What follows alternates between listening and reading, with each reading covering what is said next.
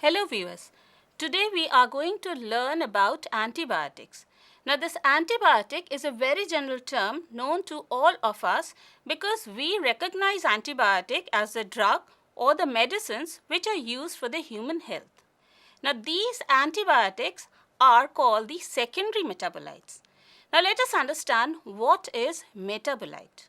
A metabolite is an intermediate or the products of metabolism. That is, all the metabolic pathway that is going on inside a living organism and the products that are being produced from this metabolic pathway are called the metabolites. So, metabolites are basically classified into two types. They are primary metabolite and secondary metabolite. Now, primary metabolite are the one which are synthesized by the microbial cells as well as by plants. Now, let us understand the characters which are important so that we can call a metabolite as a primary metabolite. First is they are involved in the growth, in the development and in the reproduction of the living cell. The primary metabolite is a key component which maintains the normal physiological processes, and therefore the primary metabolite is also called a central metabolite. That is the key component of the living organism. Also, the primary metabolite is formed during the phase which is called the tropophase. Now when I talk about the microbial cell, they show four different type of phases in the life cycle. The first one is called the lag phase, then we have the logarithmic phase which is called the log phase, then we have a stationary phase and ultimately the death phase. The primary metabolite is synthesized during the rapid growth phase, and that is the logarithmic phase of growth of the microbial cells. The example of primary metabolite if I look into are ethanol, and then we have many organic acids like acetic acid, lactic acid and the amino acids which are essential for the growth of the microorganism like tryptophan, tyrosine, lysine, etc. Then what are secondary metabolites? Let us see.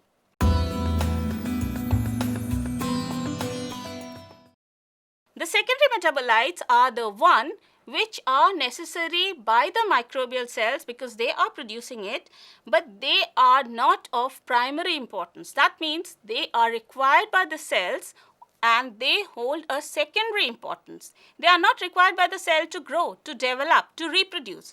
Rather, they are needed by the microbial cell in order to overcome the stressful conditions. Therefore, we call them as secondary metabolite.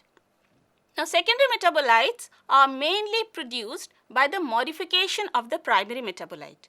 Now, we call it the primary metabolite synthase enzyme which helps in this modification process. So, secondary metabolite is dependent on the primary metabolite because if you don't have a primary metabolite, you don't have a secondary metabolite.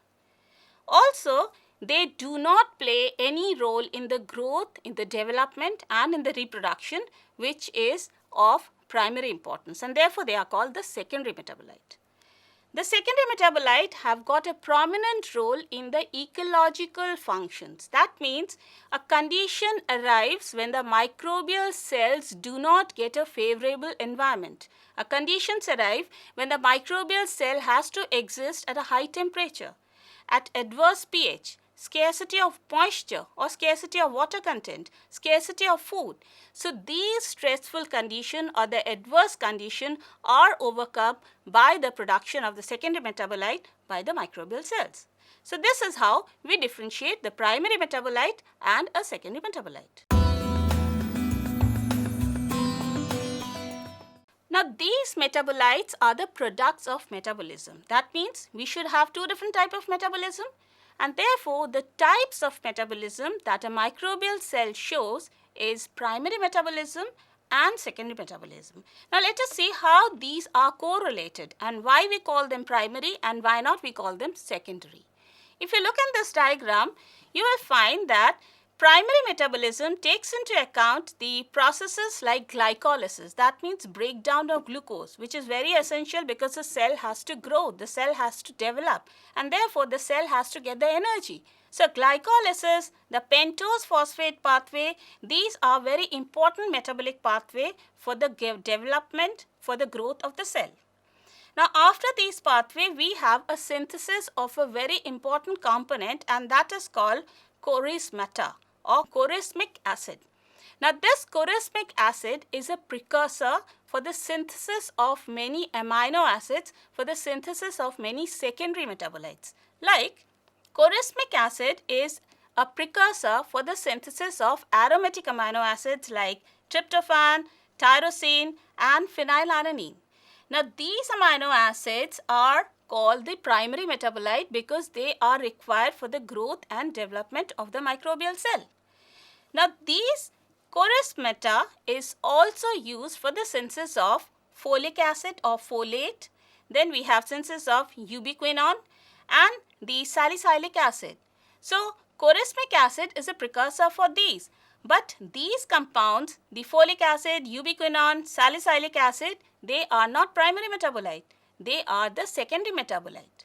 Also, aromatic amino acids like tryptophan, tyrosine and phenylalanine are used for the synthesis of flavonoids, the tocopherols, the alkaloids, the indole derivatives.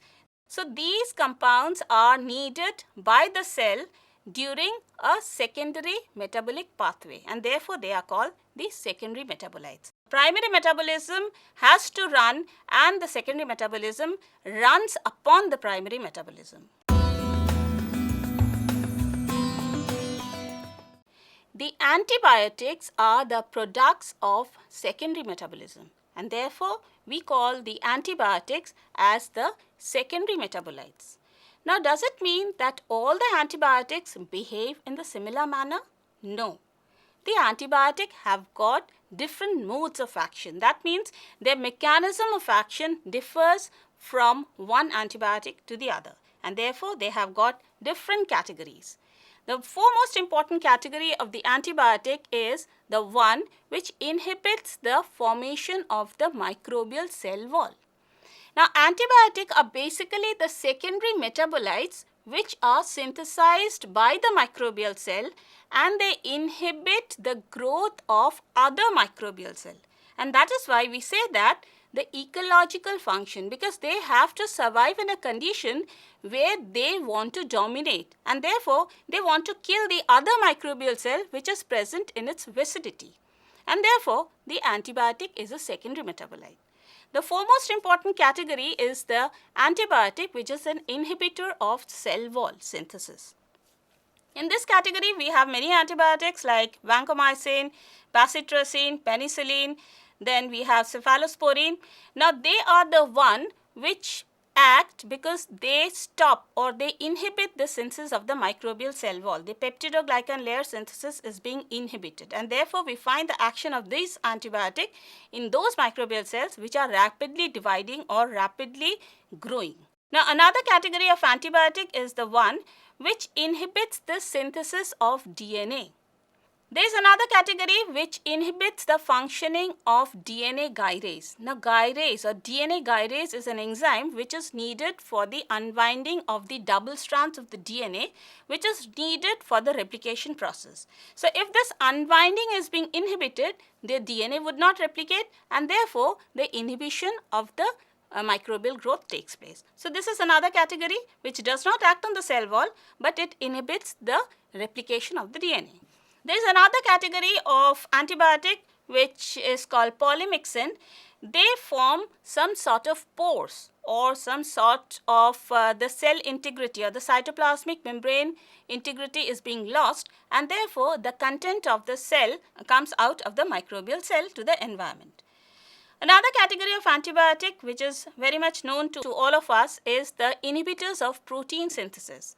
Now, protein synthesis takes into account the ribosomes. And ribosomes or the prokaryotic ribosomes have got two subunits, either 50S or 30S. Now, there are some antibiotics like erythromycin, clindamycin, chloramphenicol, lincomycin. They inhibit they act on the 50S ribosomal subunit. While there is another category of antibiotic which acts on the 30S ribosomal subunit like streptomycin, tetracycline, then kanamycin. So there are different mechanisms by which the antibiotic can inhibit the growth of the microbial cells. Now, let us see the characters which are associated with the secondary metabolic process, because they are different from the primary metabolism.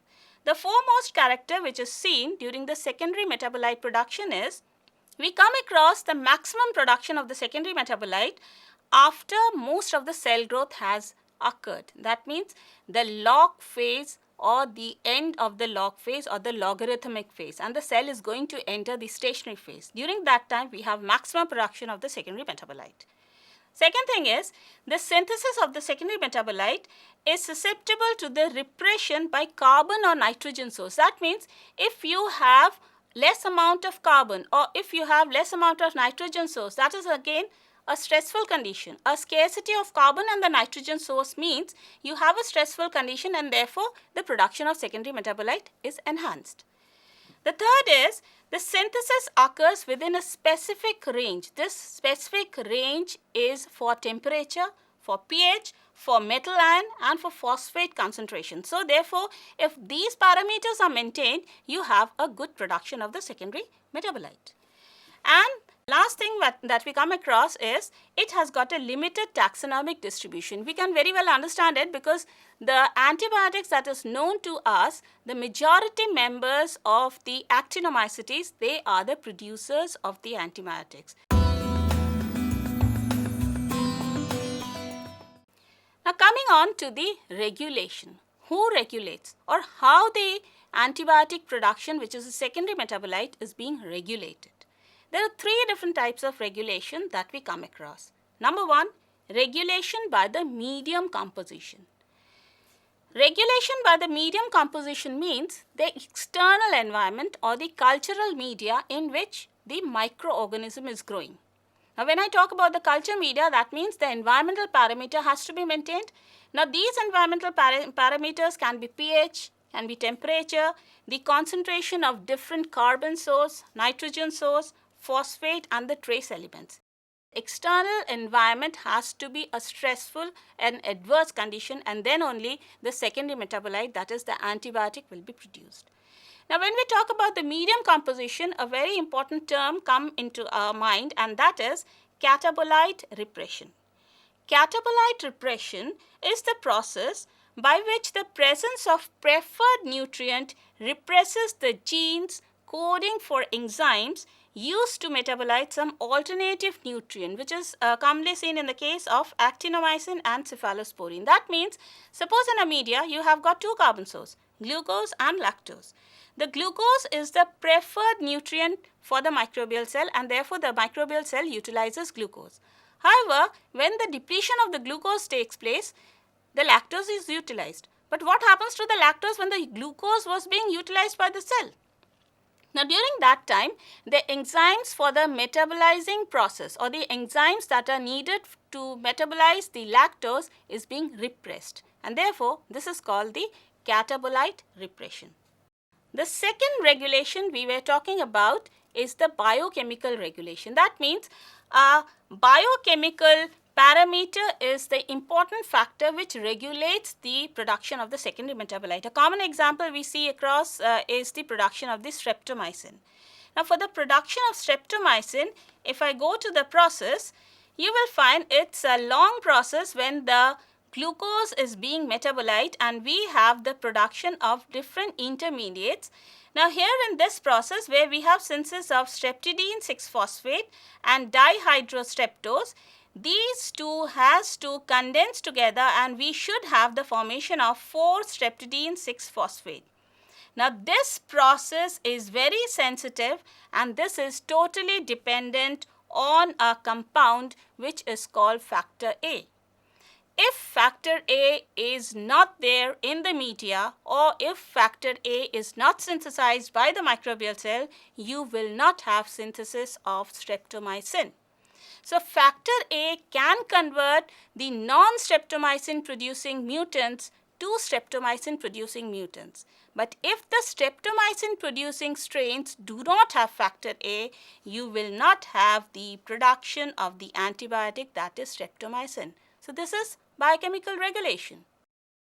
The third type of regulation that is known to us is called genetic regulation. That means some specific genome or genes are there which regulate the synthesis of the secondary metabolite.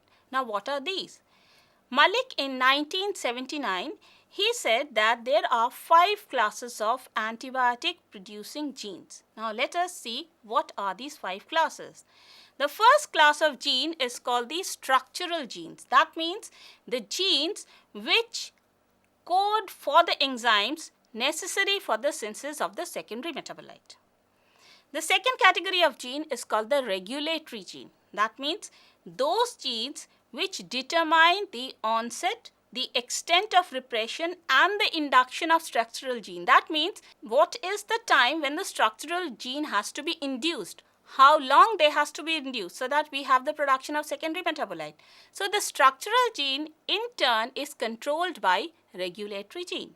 Then we have another set of genes which is called the resistant gene, or the genes that determine the resistance of the producing organism to the product. That means these resistant genes are very essential because suppose I take a microbial cell which is a producer of streptomycin. If this microbial cell itself is sensitive to streptomycin, then at a certain time it will start producing streptomycin or it will die. So secondary metabolite production will come to an end. So the cells which are the producers of the antibiotic, they should have some genes which should give them the resistance in order to protect themselves from the antibiotic which they are producing, so that they become secured in an environment where they are able to kill the other microbial cells, but they become the supremo of that culture media. After that, we have another set of genes which control the permeability. Now, the compound is produced within the microbial cell. It has to come out in the environment, otherwise it will not kill the other members or the other microbial cells which are present in the environment. So, this permeability that is coming out of the cell is very necessary, and that is controlled by another set of genes. We call them the genes which control the permeability of the compound or the secondary metabolite. Then we have another set of genes which is called the regulatory genes that control the primary pathway. Now, these genes influence the level of precursor, the cofactors. Now, we know at this moment now that secondary metabolism is dependent on the primary metabolism. Now, primary metabolism therefore gives the precursors for the synthesis of secondary metabolism. So, this primary metabolism has to be regulated, and this is regulated by another set of regulatory genes, and therefore we call them the gene which regulate the primary pathways. Now, these secondary metabolites, what we are studying here is the antibiotics, and we have different groups of antibiotic, as I told you, because their mode of action differs. A very important group that is known to all of us is beta-lactam antibiotics.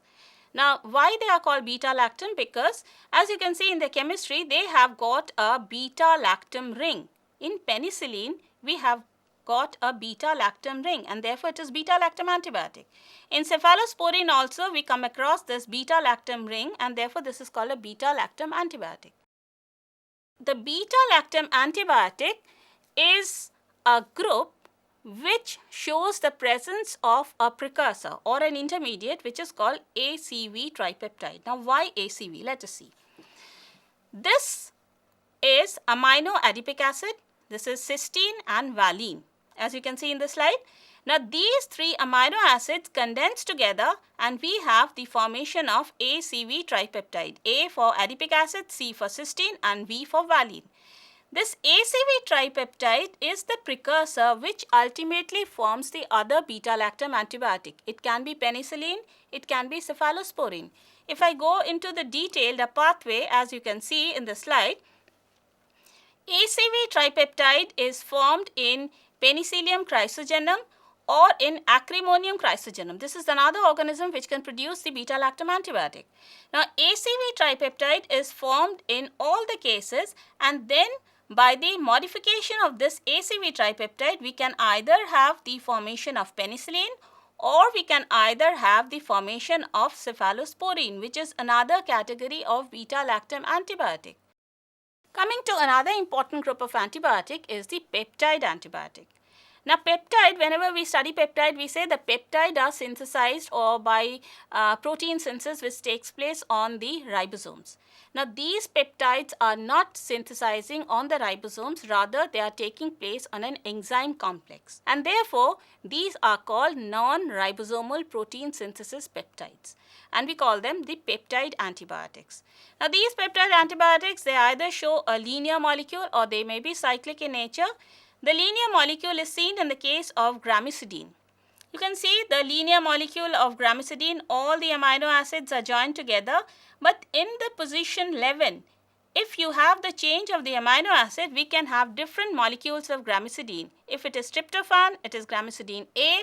If it is phenylalanine, it is gramicidine B. If it is threonine, it is gramicidine C. On the other hand, the peptide antibiotic can be cyclic. For example, seen in the case of gramicidine S, where the amino acids are joined together, they form a peptide, and this is cyclic in nature. Another prominent example of peptide antibiotic is bacitracin A. This is not totally linear, not totally cyclic, but this is holding a cyclic position over here, and then you have a sort of linear molecule which again bends down. So this is another example of the peptide antibiotic.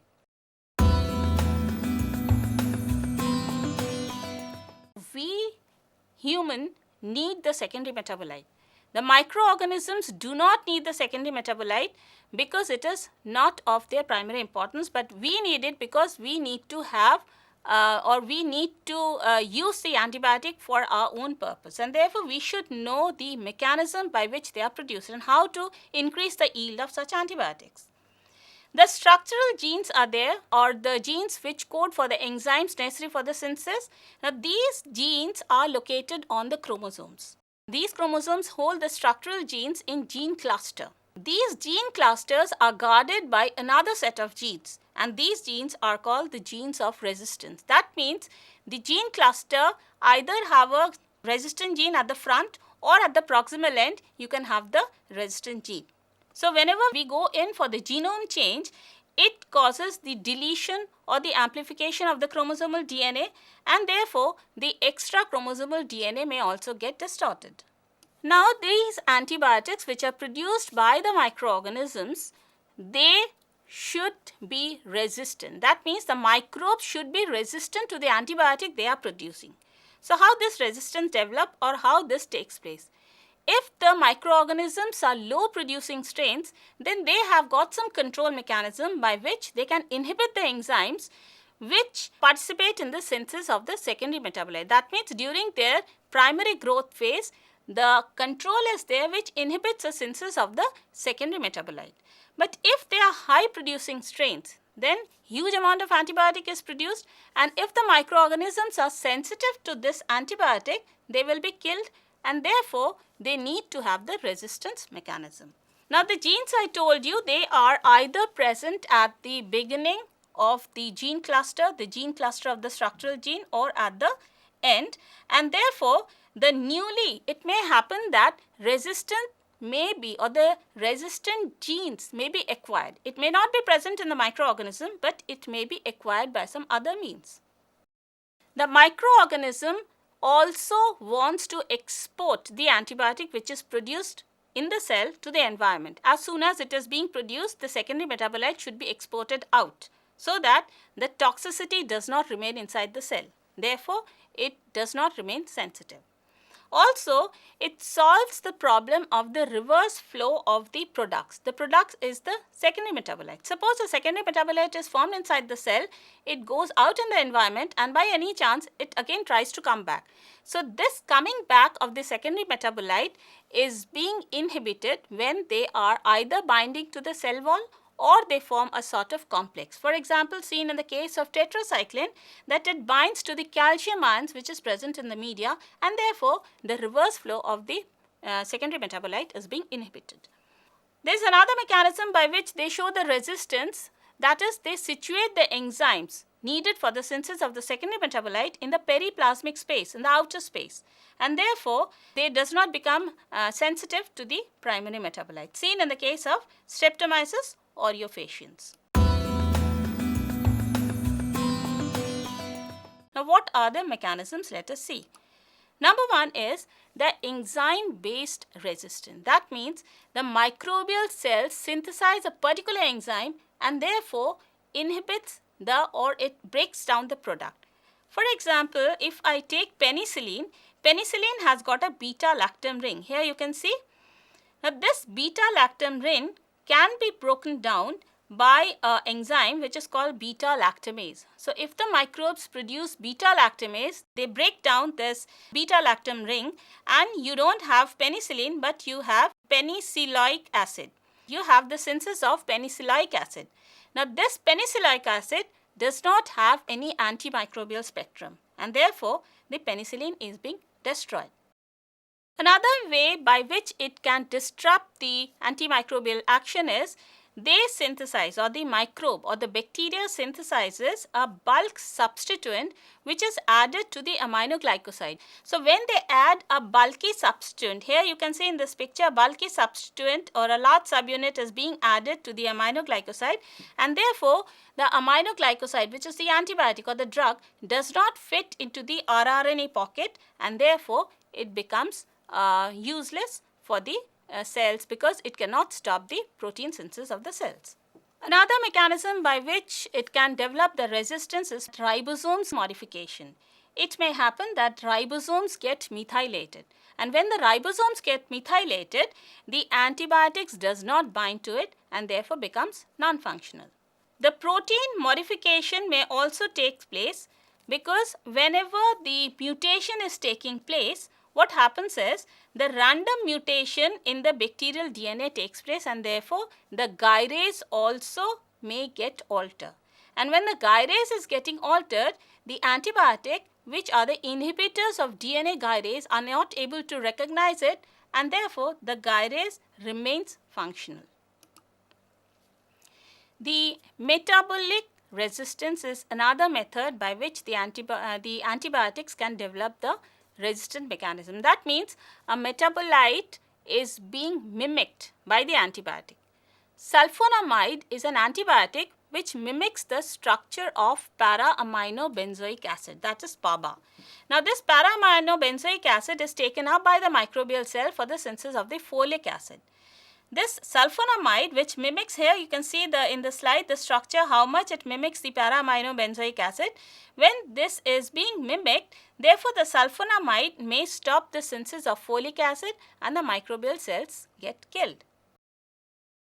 The last important resistance mechanism they may have is called the efflux phenomena. That is, they have got certain pumps which carry out the efflux system. Whenever the antibiotic enters the microbial cell, they immediately go out of the cell. Now, for example, the strain of enterococcal bacteria can pump out tetracycline. All these resistant mechanisms that we have learned need not be present inside the microbial cell, and therefore we say that resistance is not always inherently present in the microbial cell. Rather, it may be acquired like the transduction, the transformation or the conjugation. That means by these processes, the resistant genes may be acquired by the cell.